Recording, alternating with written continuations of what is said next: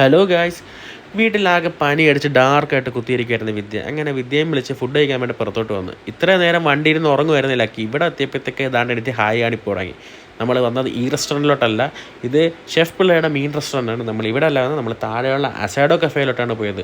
Lucky കുട്ടൻ ഇവിടെ എന്ന് പറഞ്ഞാൽ വളരെ ഫേവററ്റ് ആയിട്ട് സ്പോട്ടാണ്. അതാണ് വന്ന പാടെ ഇറങ്ങി ഓട്ടം തുടങ്ങിയത്. നല്ല അഷ്ടമുടി കായലിൻ്റെയും റാവിസിൻ്റെയും തേവള്ളി പാലത്തിൻ്റെയൊക്കെ നല്ല വൈബത്ത സ്ഥലമാണ് ഇവിടെ. നമ്മൾ ഇടയ്ക്ക് സമയം കിട്ടുമ്പോൾ ഇവിടെ വന്നിരിക്കാറുണ്ട്.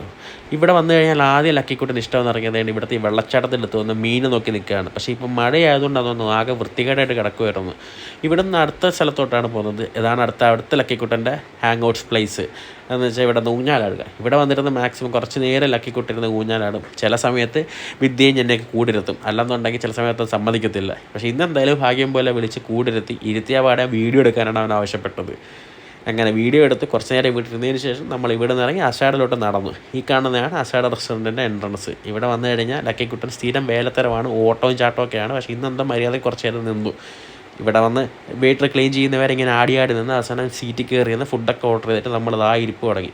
ലക്കിക്കുട്ടൻ ആകെ കുറച്ച് കഴിഞ്ഞപ്പോഴത്തേക്ക് ബോറടി തുടങ്ങി. ബോറടിച്ചിരുന്നപ്പോഴത്തേക്ക് ഒരു യാത്രാ ബോട്ട് പോകുന്നത്. അവൻ ആദ്യമായിട്ടാണ് ഈ യാത്രാ ബോട്ട് പോകുന്നത് കാണുന്നത്. ആ ഒരു കൗതുകം കൊണ്ട് എന്നെയും വിദ്യയൊക്കെ വിളിച്ചിങ്ങനെ കാണിച്ചു. എന്നിട്ടും അവനിങ്ങനെ ബോറടിച്ചിരിക്കുവാണ്. ഫുഡ് ഇതുവരെ എത്തിയിട്ടില്ല ഗൈസ്. അങ്ങനെ വല്ല വെട്ടം ഉണ്ടായിരുന്നു. ഇപ്പോൾ എൻ്റെ സന്ധ്യ ആയി തുടങ്ങി, ലൈറ്റൊക്കെ ഇട്ട്. എന്നിട്ട് ലക്കിക്കുട്ടൻ ആകെ ക്ഷമ കിട്ടിയിരിക്കുവാണ്. ഇത്ര നേരമായിട്ട് ഫുഡ് എത്തിയിട്ടില്ല. വീണ്ടും അവിടെ നിന്ന് ബോറടിച്ച് അവസാനം ലക്കിക്കുട്ടൻ ഇറങ്ങി നടത്ത തുടങ്ങി. ആരെങ്കിലും കൊണ്ടുവരുന്നോ നോക്കി നടന്നു ചെയ്ത് പാവം. എന്നിട്ടും കൊണ്ടുവന്നില്ല. അവസാനം അവിടെ ഈ നടന്നവൻ അവസാനം ഡാൻസ് കളി തുടങ്ങി അവിടുത്തെ പാട്ടിനനുസരിച്ച്. എന്നിട്ടും പാട്ടും പാടി ഡാൻസും കളിച്ച് കുറേ നേരം അവനോട് നടന്നു. എന്നിട്ടും ഫുഡ് എത്തിയിട്ടില്ല. അവസാനം ക്ഷമ കെട്ടിരുന്നപ്പോൾ ദാണ്ട നമുക്കുള്ള ഫുഡ് കൊണ്ടുവന്നു. പക്ഷേ കൊണ്ടുവന്നതാണ് എനിക്കും വിദ്യയ്ക്കുള്ള സ്റ്റാർട്ടറായിട്ടുള്ള സൂപ്പാണ് കൊണ്ടുവന്നത്. സൂപ്പ് കൊണ്ടുവന്ന് അത് കണ്ട് വിദ്യ ഞാനും കുടിക്കുന്ന കണ്ടപ്പോഴത്തേക്ക് ലക്കിക്കുട്ടനാകെ വീണ്ടും കുരു പൊട്ടി ഗൈസ്. അങ്ങനെ ഫുഡ് കൊണ്ടുവരുന്നതിന് അവിടെ ബഹളം വെച്ച്. എന്തായാലും ഭാഗ്യം പോലെ പെട്ടെന്ന് തന്നെ ഫുഡ് കൊണ്ടുവന്ന്.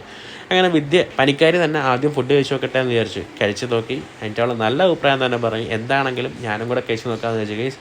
കഴിച്ച് നോക്കി. ആസ് യൂഷ്വൽ നല്ല ഫുഡായിരുന്നു.